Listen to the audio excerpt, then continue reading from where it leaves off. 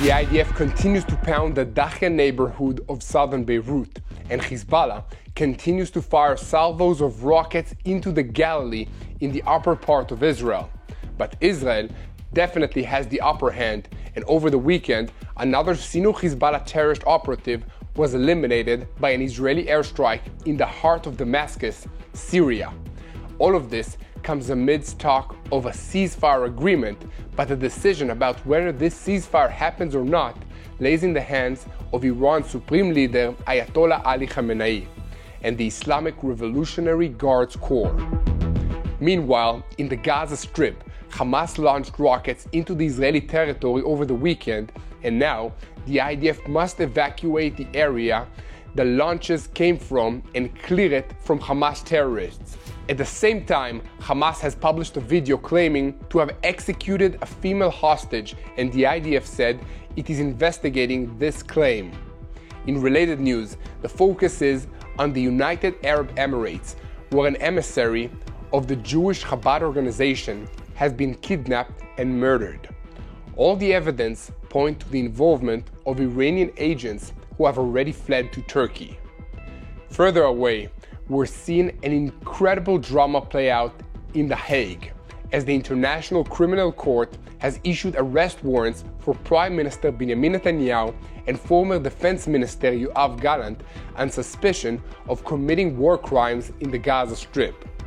Reactions to this development have come in from all over the world, with the United States issuing a strong rejection, but many other Western countries either waffling or else declaring that they will arrest Israeli officials if they land in those countries. Mike Waltz, who US President-elect Donald Trump has chosen to be the national security advisor of his incoming administration, declared that the world should expect a strong response against the anti-Semitic bias of the court and the United Nations, which will come in January. We have a lot to talk about today, so let's dive into the details. I'm Yair Pinto, and this is your Boots on the Ground report about what is happening in Israel on the 415th day of the war against Hamas, Hezbollah, the Houthis in Yemen, all the Shiite militias in Iraq and Syria, which are all operating under the directives of Iran, the head of the axis of evil in the Middle East. Before we begin, please take a moment to click on the subscribe button so that you'll never miss another episode of Boots on the Ground. The London-based Ashrak El-Awsat news portal cited sources in Syria over the weekend as saying that Ali Musa Dakuduka, a senior commander in Hezbollah and founder of the organization's secret Golan Field Unit, has died. He was previously reported as having been severely wounded by an airstrike attributed to Israel on the Syrian capital city of Damascus. This makes Dakduk the latest in a long string of Sinu Hezbollah terror operatives to be removed from the battlefield in recent months, but he was not only an enemy of Israel. According to a senior official in the United States Department of Defense, Dakduk was involved in planning one of the most sophisticated attacks against United States forces in Iraq way back in January of 2007. In that attack, a group of terrorists disguised as an American security force infiltrated a joint military facility in Karbala. They were armed with American weapons and spoke English, allowing them to pass through several security checkpoints until they reached a building housing Americans and Iraqi soldiers. The terrorists took over the building using grenades and explosives, killed an American soldier, and captured 4 others, who they later murdered in the midst of escaping from the area with other US forces in pursuit. Once again, Israel has taken out a Hezbollah terrorist who was a deadly enemy of the Jewish state, who also had the blood of American soldiers on his hands. But this evil man was not the only target of Israel's Air Force over the weekend. Under the guidance of the Intelligence Directorate, the Air Force also attacked several headquarters and additional terror infrastructure of Hezbollah in the Dahiya area of Beirut in recent days. The attacks are another part of the IDF's efforts to harm the capabilities of Hezbollah to carry out various terrorist plans against the State of Israel. Especially, They were meant to degrade and destroy the workshops and factories where Hezbollah fabricates weapons that are meant to harm the Israeli citizens. The Dahiya neighborhood of southern Beirut is filled with such workshops, often built under or around civilian homes, shops, and schools, because Hezbollah wants to use these civilians as their human shields. The IDF knows this, and so before the strikes, the IDF spokesperson in Arabic published an evacuation message to the residents of the area stating, "To all residents of the southern suburb area of the Burj El Barjaneh area, in the buildings detailed in the attached maps and the buildings adjacent to them in the event area, you are near facilities and interests of Hezbollah against which the IDF will act in the near future. For your safety and the safety of your family members, you must immediately evacuate these buildings and those adjacent to them and move away from them at a distance of no less than 500 meters. Please continue helping us spread the truth by sharing our videos on YouTube and following us on social media. Once again, if you haven't already, please click on the subscribe button so that you'll never miss another episode of Boots on the Ground. Next, we'll take a look at the ongoing negotiations over a ceasefire agreement to bring the war in the north to an end. A senior Israeli official said on Saturday that Iran's supreme leader, Ayatollah Ali Khamenei, will ultimately decide whether a ceasefire agreement between Israel and Hezbollah will be reached. Israel understands that Tehran, which operates Hezbollah, will determine whether the organization accepts the terms of the settlement or thwarts them. Needless to say, Khamenei is unlikely to consult the internationally recognized government of Lebanon, much less than the Lebanese people themselves, when he makes these decisions. However, United States Special Envoy Amos Hochstein is continuing his attempts at mediation and is expected to be back in Beirut this week to convey Israel's response to the last round of proposals made by the internationally recognized government. Israeli officials have expressed optimism that the negotiations will lead to a ceasefire in the next few weeks and noted that good progress is being made. According to the emerging outline, an American task force will arrive in Lebanon soon to supervise the implementation of the agreed plan. This will include Hezbollah's withdrawal north of the Litani River and the Lebanese National Army being deployed in the area up to the border with the assistance of the supervision of the American military units. The IDF will withdraw to its side of the border within 60 days, and reports have emerged that the IDF is already making plans to redeploy south. However, two main disagreements remain to be overcome. One concerns the possibility of French troops being involved in the monitoring force in southern Lebanon alongside the Americans. France has historic ties to different factions in Lebanon, particularly the Maronite Catholics, and their ability to be neutral observers is highly questionable. Also, French President Emmanuel Macron has been very unfriendly towards Israel in the last few months that the IDF has been operating in southern Lebanon. It is quite apparent that Macron did not want the IDF to send ground forces into Lebanon to fight Hezbollah there, and he has taken many positions that had the effect of making everything that Israel was trying to do a lot more difficult. Meanwhile, the internationally recognized government of Lebanon has also had objections to the idea of German or British involvement, saying that these countries are unable to be neutral due to their historic friendship with Israel. Despite these objections, sources close to the negotiations have told media portals that they expect to be able to announce an agreement very soon. In any case, here at TBN Israel, we will continue to report on any development in our northern sector. You can stay closely informed about this and much more by visiting our news website at tbnisrael.com. Again, please do us a favor and click on the subscribe button so that you'll never miss another episode of Boots on the Ground. Switching our focus to events in the Gaza Strip. For the first time in over a month and a half, sirens were activated on Saturday in Kisufim and En HaShlosha, two Israeli communities situated near the northern Gaza border. the IDF reported that 2 launches were identified crossing from the southern Gaza Strip. In response, the IDF informed the residents of the Gaza Strip in the areas from which the launches were made that they must move south in line with the standard procedures following such a launch. This is done so that the IDF ground forces can go back into the area that the rockets were launched from to clear out any terrorist activities there. Similar moves have been made in various sectors of the Gaza Strip in recent months, and they have been effective in eliminating threats. The number of rocket launches into the Israeli territory from the Gaza Strip have dropped significantly over this time period. Meanwhile, the combat team forces of the Givati Brigade, under the command of the 162nd Division, continue fighting in the Jabalia area.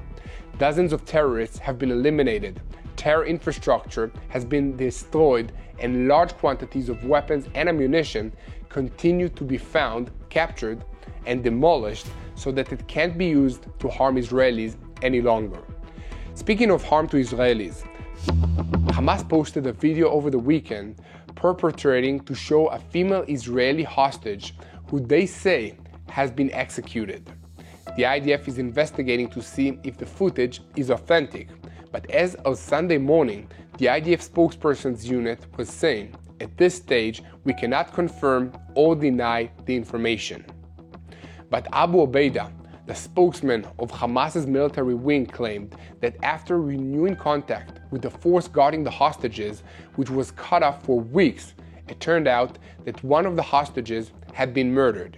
He added that the enemy must be prepared to deal with the problem of the disappearance of the bodies of the captives who were killed due to the extensive destruction and the death of some of the captors. The IDF stated that its representatives are in constant contact with the hostages' families and update them on any information at their disposal. At this time, the IDF spokesperson's unit asked the public to refrain from spreading rumors and publications that could harm the families of the hostages. The family's headquarters published a statement requesting to avoid any contact with the families and noted that the pain of the families is unbearable. It was also stated that official announcement will be published only by the authorized parties. Currently, dozens of hostages remain in Hamas captivity, while it has been confirmed that at least 27 of them have been murdered. Please join us in continuing to pray for these hostages and their families. Now, let's shift our focus to the wider Middle East. There are grave suspicions of a dramatic terror event in the United Arab Emirates following reports that Tzvi Kogan, a representative of the Jewish Chabad movement and one of the assistants of Levi Yitzhak Dochman, the chief rabbi of the Jewish community in the country, has been missing since last Thursday. On Sunday morning, police in Abu Dhabi confirmed that they had found his body and were publishing an investigation into the murder. Israeli authorities are in contact with their United Arab Emirates counterparts to cooperate with the investigation. The Prime Minister's office and the Foreign Affairs Ministry issued a statement saying the Israeli mission in Abu Dhabi has been in contact with the family since the beginning of the incident and continues to support them during this difficult time. His family in Israel has also been informed. The murder of the late Tzvi Kogan is a criminal anti-Semitic terrorist attack. The State of Israel will act by all means and bring the criminals responsible for his death to justice. The Israeli government has advised all its citizens traveling to the United Arab Emirates to take extra precautions and stay in contact with the Israeli embassy. There are suspicions that the murderers were agents of Iran, and they have already fled to Turkey to avoid being arrested. Footage of the vast network of closed-circle cameras that the United Arab Emirates authorities use to monitor the movement in their country are being reviewed to try and find clues that will help authorities find those responsible for this terrorist act. Here at TBN Israel, we will continue to report on all these developments, but we need your help so that we can continue to produce up-to-date content about what's happening in Israel. You can make a donation to our efforts by visiting our website at tbnisrael.com/give. Any financial support will be a blessing. Switching our focus further away in the broader Middle East, our TBN Israel senior Middle East analyst Mati Shoshani will bring us a report about what's happening in our neighborhood. But first, a breaking news headline from the international arena. The International Criminal Court in The Hague has issued arrest warrants for Israeli Prime Minister Benjamin Netanyahu and former Defense Minister Yoav Gallant, accusing them of alleged war crimes during the recent conflict in the Gaza Strip. The warrants also extend to Hamas leader Mohammed Deif, despite reports of his elimination. Mati, can you tell us about this dramatic decision by the International Criminal Court? Thank you, Yair. This is indeed significant and concerning development with far-reaching implications for Israel, the region, and international law. So let's back up. Last Thursday, the International Criminal Court, or the ICC, had announced that it was issuing arrest warrants for Israeli Prime Minister Benjamin Netanyahu and former Defense Minister Yoav Gallant.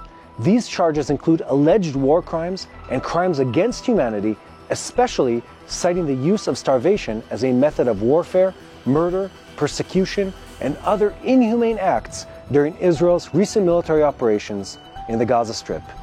The ICC stated that there are reasonable grounds to believe that both Netanyahu and Gallant are criminally responsible for these offenses, either directly or as part of a joint effort with others.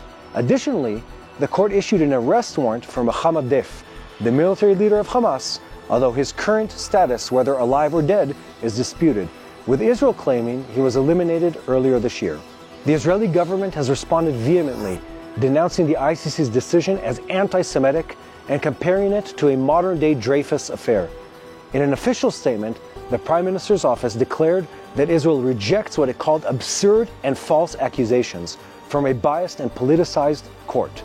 Furthermore, they criticized the ICC's chief prosecutor, Karim Khan, accusing him of personal misconduct and suggesting that the decision is politically motivated, especially given the allegations of inappropriate behavior made against him earlier this month. My personal opinion is that there is no doubt that this entire event is politically charged from the core. There is no comparison, whether moral or legal, between Prime Minister Netanyahu and former Minister of Defense Gallant, and the actions that they're compared to Hamas, Hezbollah, Iran, and other leaders that have been accused and prosecuted in the past by the ICC. Now, Prime Minister Netanyahu asserts that no external pressure would deter Israel from defending its citizens and achieving the objectives set at the beginning of the military campaign. Now, meanwhile, while all of this is happening, the ICC's decision has elicited mixed reactions from the global community. In the United States, senior figures, including members of the incoming Trump administration, have expressed strong opposition to the ICC's move. There are indications that the U.S. may take significant actions against the ICC, possibly including sanctions or legislative measures to protect Israeli officials from persecution. The Canadian Prime Minister, Justin Trudeau, meanwhile has declared that Canada will arrest the Israeli officials if they land in the country. In the European Union, there have been mixed reactions. Some EU officials and leaders of individual governments have called for respect of the ICC's independence and its decisions. However, individual member states may vary in their responses, with countries like France and the Netherlands indicating they will honor the arrest warrants, while Hungary's Prime Minister, Viktor Orban, has pointedly invited Netanyahu for a state official visit and declared he will not have to worry about being arrested in the country. Other countries, including Jordan, have stated they will fulfill their obligations under the Rome Statute, potentially affecting diplomatic relations and travel for the Israeli officials involved. Again, a residing Prime Minister and the former Minister of Defense. Now, the issuance of these arrest warrants raises several other critical issues. Israel is not signatory to the Rome Statute, the treaty that established the ICC, and therefore argues that the court lacks jurisdiction over its nationals. The ICC, however, contends that it has authority because the alleged crimes occurred in Palestinian territories, which have been recognized by the court as under its jurisdiction, despite the state of Palestine not being recognized by most of the world's major powers. However, Prime Minister Netanyahu and former Minister Gallant may face limitations when traveling internationally. particularly to countries that recognize the ICC's jurisdiction and are obligated to enforce its warrants. This development could also complicate any ongoing or future negotiations between Israel and the Palestinians, as well as broader regional diplomacy. Now, the ICC's decision comes following almost 14 months of war between Israel and Hamas, which began when Hamas carried out a massacre of Israelis on October 7, 2023. Now, in response to this attack, Israel launched extensive military operations aiming to degrade Hamas's capabilities. The conflict resulted in substantial damage and civilian casualties within the Gaza Strip, raising international concern over the humanitarian situation in that time. The deliberate use by Hamas of Gazan civilians as human shields has been extensively documented, but many world governments and international organizations do not seem to be interested in the realities of these actions. The ICC's charges focus on allegations that Israel used starvation as a method of warfare by imposing strict blockades and restricting the flow of essential goods, including food, water, medicine, fuel, and electricity into the Gaza Strip. Another charge is that Israel committed acts of murder and persecution, resulting from military actions that allegedly target civilian populations. Another more general charge is that Israel engaged in other inhumane acts, including creating conditions that led to significant suffering among the civilian population. Israel maintains that any restrictions were necessary for security reasons, to prevent the flow of weapons and materials to Hamas, and that it made efforts to minimize the harm to civilian life. To give you my own opinion and assessment, this development is unprecedented and could have profound implications for international relations and the concept of state sovereignty, and specifically for the State of Israel and its allies. On one hand, accountability for actions during conflicts is essential to uphold international law and protect human rights. The ICC was established to address serious crimes that concern the international community as a whole. But on the other hand, Israel is a democratic nation facing complex security challenges, including threats from terrorist organizations such as Hamas, which is designated as a terrorist organization by many international countries. The state's responsibility to protect its citizens is paramount, and military decisions are often made under severe pressure and uncertainty. The ICC's decision may be viewed by some as politicized, potentially undermining its credibility and effectiveness. It raises questions about the balance between pursuing justice and respecting the sovereignty of nations, especially those not party to the Rome Statute. Moreover, this action could hinder peace efforts by increasing tensions and reducing trust between the parties involved. It may also set a precedent that affects other nations engaged in asymmetrical conflicts with non-state actors. In the coming days and weeks, we can expect significant diplomatic activity as Israel seeks support from its allies and considers its legal options. The international community will be watching closely to see how this situation unfolds. It is crucial for all parties to approach this development with a focus on de-escalation and a commitment to dialogue. The ultimate goal should and always should be to find a path towards lasting peace and security for both Israelis and the Palestinian people. Now, we'll continue to monitor the situation and provide updates as more information becomes available. And now, back to you, Yair. Thank you very much, Mati. Here at TBN Israel, we will continue to spread the truth, and we ask you to help us by sharing our videos on YouTube, subscribing to this YouTube channel, and following us on social media. Before we conclude, there is one more late-breaking news story about a shooting incident in the vicinity of the Israeli embassy in Amman, Jordan. According to eyewitnesses' reports, an armed man opened fire on Jordanian police units deployed in the area and was eliminated by the return fire. 3 members of the Jordanian police unit were moderately wounded in the exchange of fire, with a statement from the Jordanian government confirming that the attack was directed at the police. We ask you to join us in praying for the quick recovery of these police officers and for the continued stability of the Hashemite Kingdom of Jordan, which is of great strategic importance to Israel and the entire region. In other news, Israeli President Yitzhak Herzog spoke of incoming US President-elect Donald Trump, over the weekend, raising the issue of the 101 Israeli hostages still being held in the Gaza Strip. Herzog is reported to have straightforwardly told Trump, "You need to save the hostages," to which Trump replied that to his knowledge, most of the remaining hostages are probably dead. Herzog replied that Israeli intelligence services believe that half of the hostages, about 50, are still alive. A source familiar with the details of the conversation said that Trump was surprised and said that he was not aware of that. Guys, thank you for standing with Israel in this important time in the history of this country. Thank you for sharing the truth, helping millions of people around the world know what is happening in this region, in this war. So if you want to help us, you can share these videos, you can subscribe to TBN Israel on YouTube, and you can follow us on social media. But the most important thing that you can do is unite in prayer, because this is a spiritual war. So please, unite in prayer for the IDF soldiers that are fighting in Lebanon, in the Gaza Strip, in Judea and Samaria, in this region.